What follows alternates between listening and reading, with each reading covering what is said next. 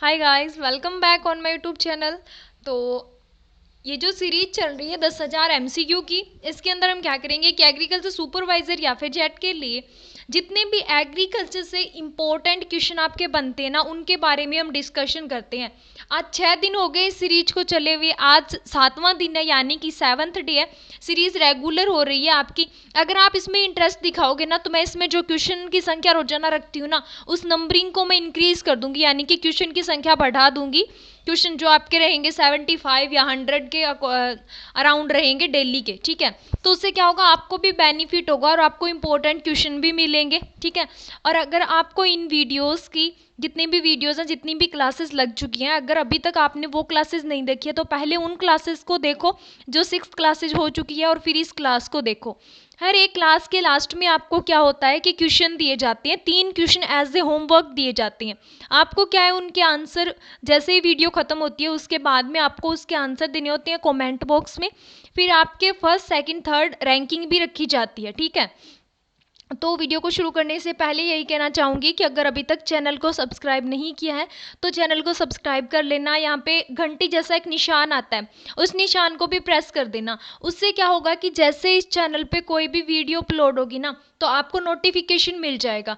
अगर आपको मेरी वीडियोस पसंद आती है तो आप मेरी वीडियोस को लाइक करें, और अगर आपको कुछ कमी लगती है कि हाँ इस वजह से हम नहीं समझ पा रहे, तो आप अपना सजेशन जरूर दें कमेंट बॉक्स में, ताकि मुझे भी पता चल सके कि मुझे किस चीज़ की इम्प्रूवमेंट की ज़रूरत है, बिकॉज परफेक्ट कोई भी नहीं होता। तो फर्स्ट मैं आपको बता दूं कि कल के जो 3 क्वेश्चन थे उसमें फर्स्ट है मोनू सिंह, जो कि पहले भी 2 बार फर्स्ट रह चुकी है। उसके बाद में है उर्मिला कुमावत जो कि सेकंड है। फिर है लावण्या जो कि थर्ड है। और उसके बाद में है देवेंद्र मौर्य जो कि 4th पोजीशन पे है। और SBA खान जो है वो 5th पोजीशन पे है। एंड थैंक्स फॉर सपोर्ट, क्योंकि आप मुझे बहुत ज़्यादा सहयोग कर रहे हो।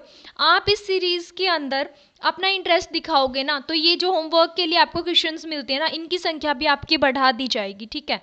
तो आप रेगुलर अपने फ्रेंड्स को ऐड करो ताकि ज़्यादा से ज़्यादा अपने साथ लोग जुड़ सकें। उससे क्या होगा, कंपटीशन होगा, तो उससे आपको भी बेनिफिट होगा और मुझे भी अच्छा फील होगा कि आपका रिस्पॉन्स कैसा रहता है।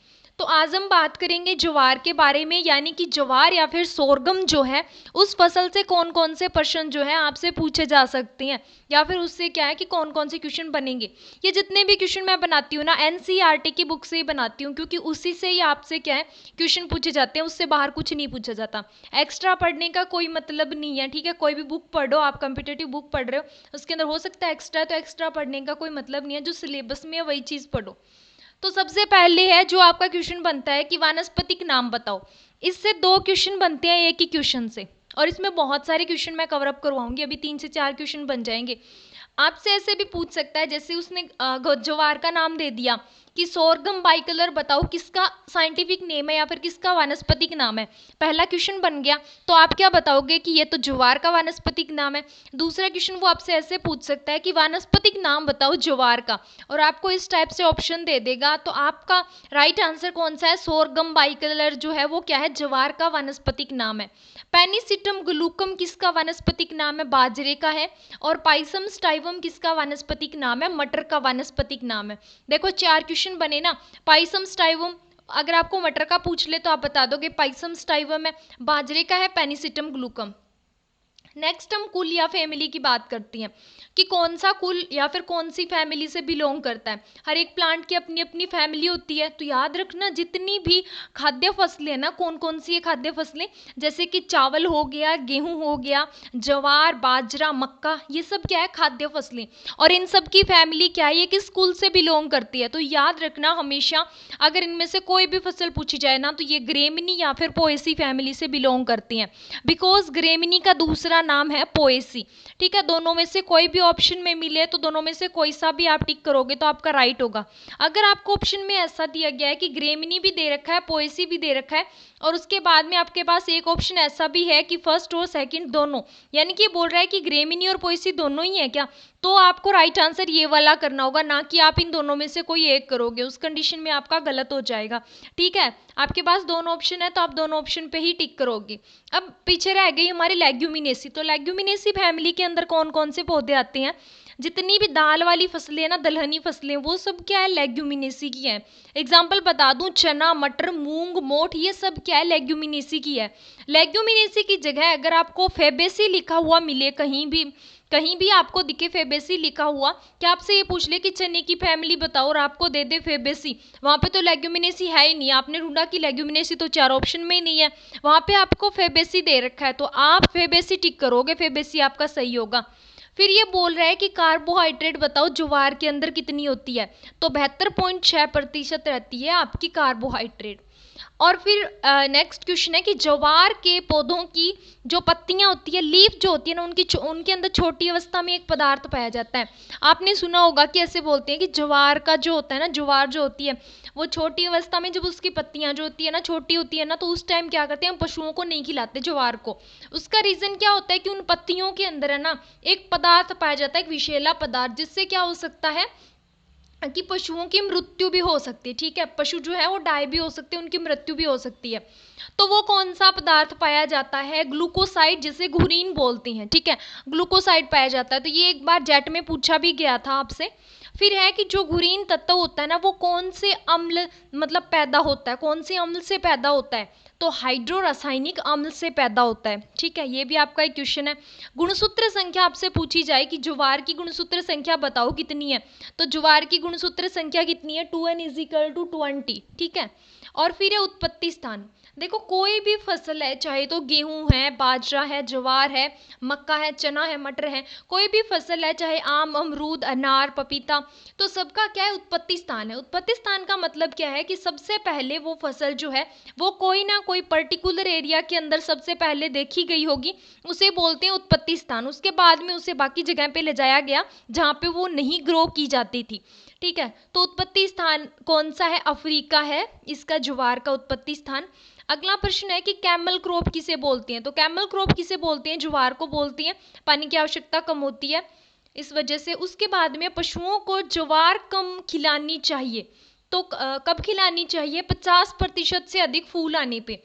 कब है यहाँ पे कि कब खिलानी चाहिए, तो कब खिलानी चाहिए, जब 50% फूल आ जाए ना, यानी कि टोटल हमने जितने एरिया के अंदर ग्रो किया है उसमें जितने प्लांट है ना, जितने पौधे हैं टोटल ज्वार के, उनमें 50% प्लांट पे, 50% पौधों पे फूल आ जाए ना, तब हम क्या करेंगे, ज्वार को मतलब पशुओं को खिलाएंगे। ठीक है, 50% फ्लावरिंग पे। फिर है ज्वार की कौन सी स्टेज में ज्वार पशुओं को नहीं खिलानी चाहिए, यानी कि ज्वार की वो कौन सी अवस्था है जिस अवस्था में हमें पशुओं को ज्वार नहीं खिलानी चाहिए, तो अभी हमने पढ़ा था छोटी अवस्था के अंदर, यानी कि नी स्टेज के अंदर। ठीक है, ये स्टेज याद रखना, नी स्टेज के अंदर पशुओं को ज्वार नहीं खिलानी चाहिए। फिर है कि HCN धुरीन बनता है इस अवस्था के अंदर, नी स्टेज या फिर छोटी अवस्था के अंदर क्या बनता है, HCN नाम का एक पदार्थ बनता है, धुरीन नाम का एक पदार्थ बनता है, जिससे कि क्या होता है, इसकी 0.5 ग्राम मात्रा से ही पशु मर जाती हैं। अगर इस धुरीन की मात्रा उस टाइम 0.5 ग्राम है तो क्या होंगे, हमारे पशु जो है वो मर जाएंगे ऐसा चारा खाने से।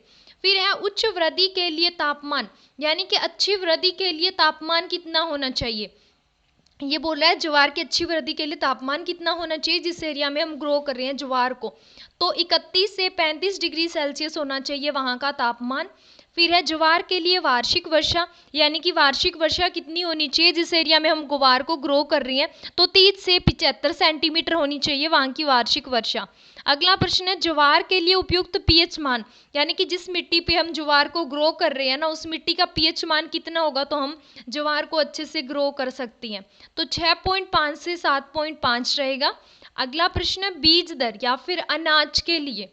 ठीक है, बीज दर कितनी रहेगी आपकी अनाज के पर्पज से। अब देखो हमें पता है कि ज्वार जो होता है ना उसे 2 पर्पज के लिए ग्रो करते हैं मेनली, कौन कौन से, एक तो पशुओं के चारे के लिए और दूसरा हम अनाज के लिए या फिर दानों के लिए। ठीक है, तो ये बोल रहा है कि मान लो आप अनाज के पर्पज से, दाने लेने के पर्पज से क्या कर रहे हो, ज्वार को आपने खेत के अंदर बोया है, तो उस टाइम आप बीज दर कितनी रखोगे, मान लो 1 हेक्टेयर जमीन है आपके पास, 1 हेक्टेयर जमीन के अंदर आपको सोन करनी है क्या, ज्वार, तो उसको सोन करने के लिए जितने बीजों की आपको आवश्यकता होगी उसे बोलते हैं बीज दर।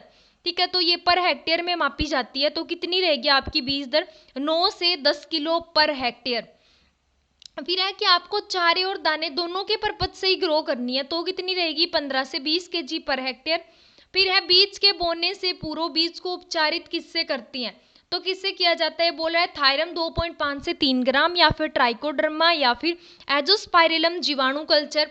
तो इसमें सभी उत्तर जो है आपके सही हैं, तीनों ही ऑप्शन, यानी तीनों में से किसी से भी आप क्या कर सकते हो, उपचारित कर सकते हो, कोई प्रॉब्लम नहीं है। नेक्स्ट क्वेश्चन है ज्वार की बुआई कब करती हैं, ज्वार जो है ना उसकी बुआई कब की जाती है, कौन से महीने में, तो जुलाई महीने में की जाती है।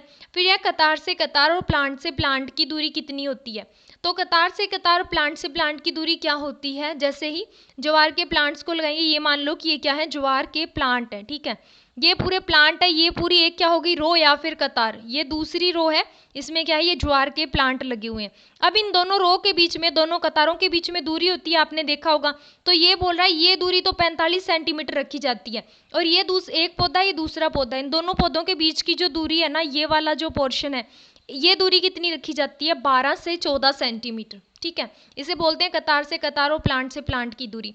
अगला प्रश्न है कि ज्वार की फसल बोते समय बीज की गहराई कितनी रखेंगे, कितनी गहराई में बीज को बोया जाता है, जमीन के अंदर या मिट्टी के अंदर, तो 1.5 से 2 सेंटीमीटर, इससे ज़्यादा नहीं रखेंगे, बिकॉज क्या होगा, जर्मिनेशन नहीं हो पाएगा, अंकुरित नहीं होगा जो हमारा बीज है। फिर है चारे वाली फसलों में कतार से कतार की दूरी कितनी रखनी चाहिए, हमने चारे के लिए ग्रो करना है, तो याद रखना जब भी हम चारे के लिए ग्रो करेंगे ना, तो हमारा मकसद क्या होगा, ज़्यादा से ज़्यादा ग्रीन मटेरियल, यानी कि ज़्यादा से ज़्यादा हरा पदार्थ प्राप्त करना, ठीक है, तो उसके लिए हम क्या करेंगे, बीजों को पास पास में बोएंगे, बीज दर भी ज़्यादा रखेंगे, तो इसके अंदर कितनी रखी जाती है, 25 से 30 सेंटीमीटर, ठीक है, कतार से कतार की दूरी। अगली है बहु कटाई वाली चारे की फसल, यानी कि जिसे एक से ज़्यादा टाइम काटा जा सके, ठीक है, बारी बारी से जिसकी कटाई की जा सके, तो वो कौन सी है, तो वो कौन सी है, जवाहर चरी 69, ठीक है।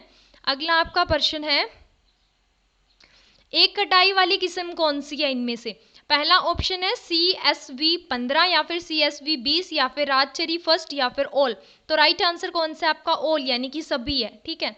फिर है ज्वार के दाने में कितने प्रतिशत नमी पर कटाई करनी चाहिए, कि जो दाना होता है ना उसमें कितनी प्रतिशत नमी रह जाए उस टाइम हमें कटाई कर लेनी चाहिए, तो 25% नमी के ऊपर कटाई करनी चाहिए। और हरे चारे की जो उपज होती है ना वो कितनी होती है, 300 से 400 क्विंटल पर हेक्टेयर हरे चारे की उपज मिलती है इतनी। और जल मांग कितनी रहती है इस फसल की, 450 से 650 रहती है। जल मांग क्या होती है, जैसे हमने फसल को बोया है और जैसे हम फसल को काटेंगे, इस दौरान इस फसल को जितने पानी की आवश्यकता होगी ना अपना जीवन चक्र पूरा करने के लिए, उसे बोलते हैं जल मांग। अगला प्रश्न है भारत में विकसित ज्वार की प्रथम संकर किस्म है, तो पहली संकर किस्म कौन सी है, CSH1, ठीक है। और ज्वार क्या है, एक एक्सोहोस्टिव जो क्या है फसल है, ठीक है। तो आज की वीडियो में इतना ही, मिलते हैं नेक्स्ट वीडियो में। तो आपके जो 3 होमवर्क के लिए एज ए होमवर्क आपको जो क्वेश्चन दिए जाते हैं, तो फर्स्ट क्वेश्चन आपका रहेगा जो अमरूद है उसका साइंटिफिक नेम बताना है आपको, अमरूद का वानस्पतिक नाम क्या है, ठीक है, अमरूद का वानस्पतिक नाम बताना है। उसके बाद में आपको बताना है जो बेल है ना, बेल जो आपकी होती है, मतलब हॉर्टिकल्चर की फसल है ये, उद्यान विज्ञान की, तो जो बेल होती है ना वो कौन सी फैमिली से बिलोंग करती है, कौन से कुल की फसल है। और उसके बाद में आपका तीसरा जो प्रश्न है वो है पपीता जो है ना उससे एक इम्पोर्टेंट पदार्थ निकलता है, वो पदार्थ कौन सा है, ठीक है। और चौथा प्रश्न आपका रहेगा ऐसी जौ की कौन सी वैरायटी है जिसका यूज बियर बनाने के लिए किया जाता है, ठीक है, जौ की कौन सी वैरायटी है जिसका यूज बियर बनाने के लिए किया जाता है। इन चारों क्वेश्चनों के आंसर आप क्या दोगे, कमेंट बॉक्स के अंदर दोगे, ठीक है।